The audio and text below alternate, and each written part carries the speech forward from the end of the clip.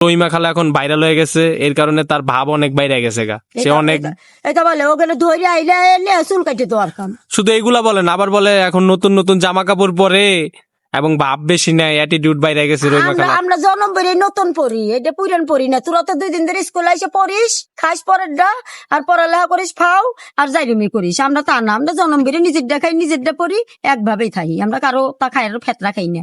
তোমার অনেক মেয়েরে হিংসা করে। হিংসা করে, জইলে মরে। হ্যাঁ, 40 বছর পরে আইলাম বাপের দেশেতে, পাড়ার লোকে দেখায় আমার জইলা মরে রে।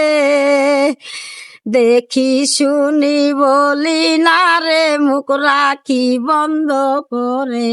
কেমন তারা আইন হইছে বাংলার মাটিতে, নতুন নতুন কেইসা হইছে বাংলার মাটিতে।